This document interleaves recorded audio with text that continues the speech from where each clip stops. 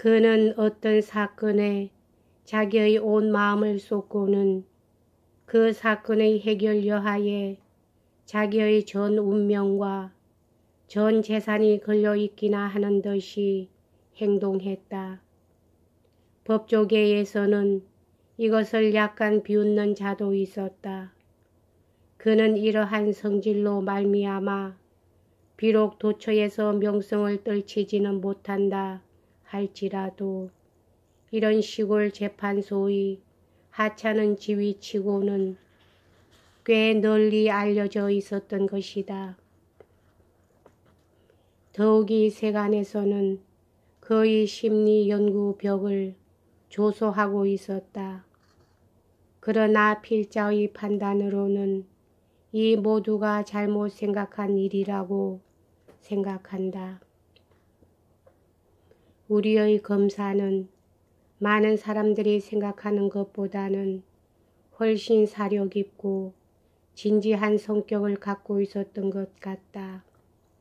다만 그는 대체로 병약해서 그 경력의 첫 출발에서부터 평생을 통해 끝내 자기의 지위를 구축하지 못했을 따름이다.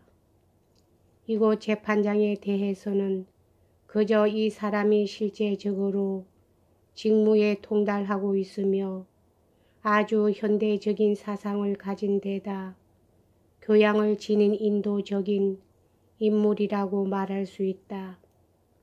이 사람도 상당히 자부심이 강했지만 영달에 대해서는 그다지 초조해 하지 않았다.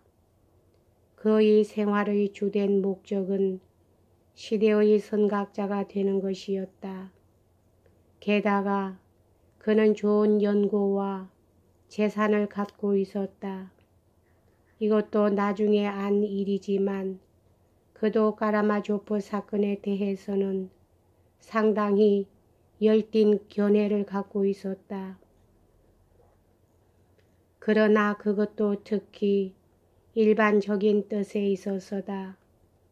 그의 흥미를 일깨운 것은 이 사회 현상과 그 분류, 그리고 이 나라 사회 조직의 구성 요소 및 러시아적 특성의 설명으로서 이 현상을 취급하는 것 등이었다.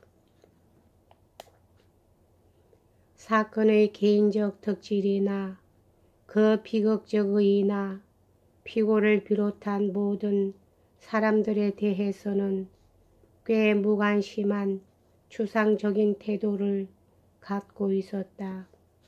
하기야 이것은 마땅히 그래야 할 일인지는 모르지만 법정은 재판관이 출석하기 전부터 방청객으로 꽉 차 있었다. 법원은 이곳에서도 가장 훌륭하고 높고 넓었으며 목소리가 잘 들리는 건물이었다.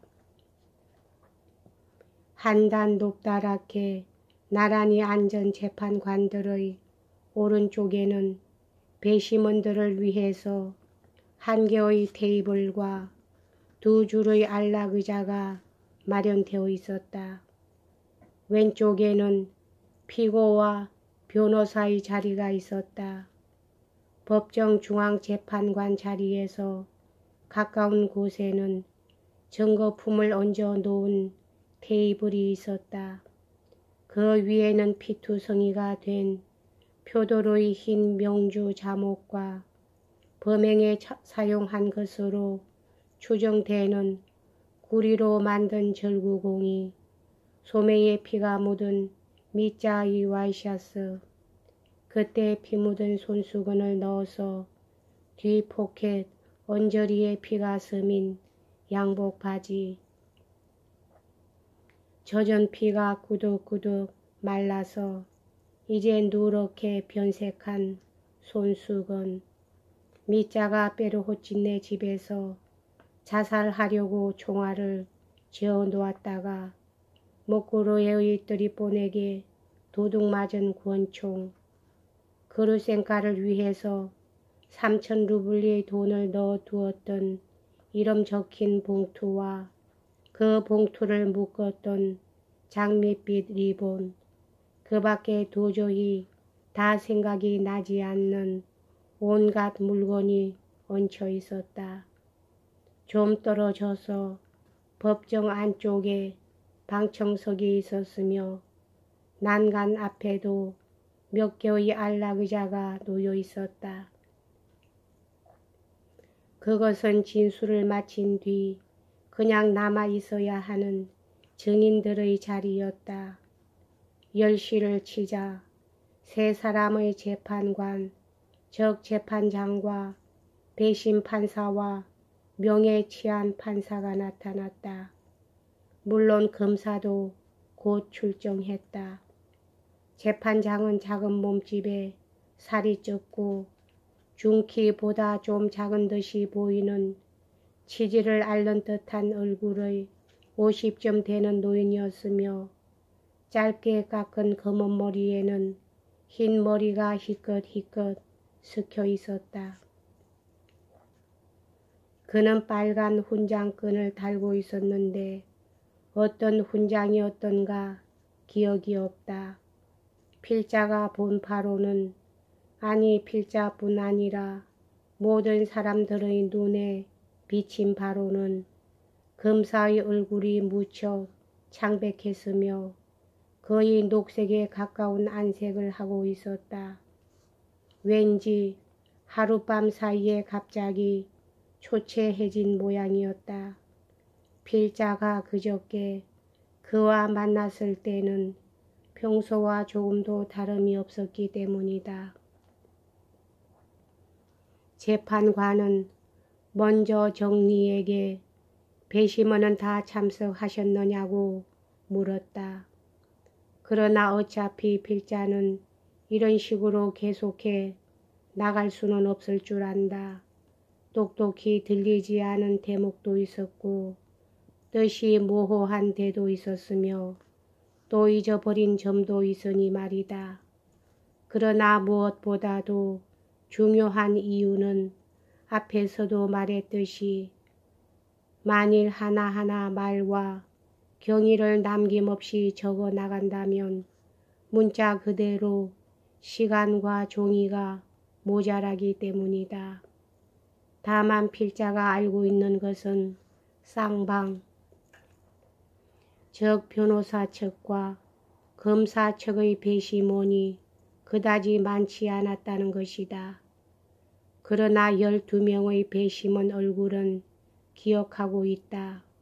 즉 4사람의 이 지방 관리와 2사람의 상인, 6사람의 농민과 평민들이다. 필자는 이 지방 사람들, 특히 부인네들이 재판이 시작되기 전에 약간 놀라면서 이런 미묘하고 복잡한 심리적 사건이 저런 관리들과 더욱이 저런 농부들이나 평민들의 결정에 맡겨지는 것일까요? 저 따위 관리나 하물며 저런 농부들이 이 사건을 알 수 있을까요? 하고 물은 것을 기억하고 있다. 사실 배심원 수에 낀 이 4사람의 관리는 늙어 빠진 하급 관리였으며 그중 한 사람만은 약간 젊었지만 이곳 사교계에 거의 알려지지 않고 적은 봉급으로 만족해하고 있는 사람들이었다. 그들은 아무 데도 데리고 다닐 수 없는 늙은 마누라와 아마 맨발로 마구 뛰어다니고 있을 많은 아이들을 거느리고 한가할 때 어디 가서 잠시 트럼프를 즐기는 것이 고작이며 책이라곤 한 권도 읽은 일이 없을 것 같았다.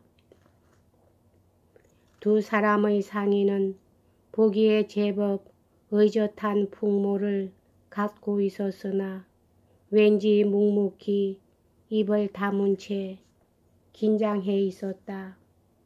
그 중의 한 사람은 턱수염을 깎아버리고 독일인 같은 복장을 하고 있었으나 나머지 한 사람은 흰 털이 섞인 턱수염을 기르고 목에는 빨간 끈이 달린 무슨 메달을 걸고 있었다. 평민과 농부들에 대해서는 새삼 아무것도 할 말이 없다. 이 스코트 블리곤이 예뻐 스크의 평민들은 사실상 농부들과 다름없이 밭의 흙을 만지는 사람들이다. 그중 두 사람은 역시 독일풍의 옷을 입고 있었는데 그 때문인지 나머지 네 사람보다 오히려 더 초라하고 처져 보였다. 그러므로 사실 필자도 처음 그들을 보았을 때 이런 인간들이 이런 사건에 대해서 과연 무엇을 이해할 수 있을까 하고 생각했었는데 그 점은 정말 누구나 그렇게 생각하지 않을 수 없었으리라.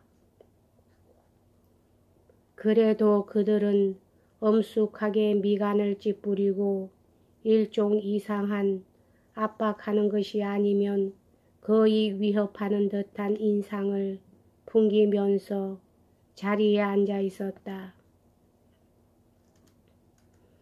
이어코 재판장은 퇴직 구등관 표드로 파블로비치 까라마조프 살해 사건에 대한 심리를 시작한다고 선언했다. 그때 그가 정확히 어떤 말을 사용했는지는 필자도 기억하지 못한다. 정리는 피고를 데리고 오라는 명령을 받았다. 이었고 미자가 나타났다. 법정 안은 물을 끼얹는 듯이 조용해지고 파리의 날개 소리가 들릴 정도로 숨을 죽였다. 다른 사람들은 어떠했는지 모르지만 필자는 미자의 모습을 보고 매우 언짢은 기분이 들었다. 여기까지 하겠습니다.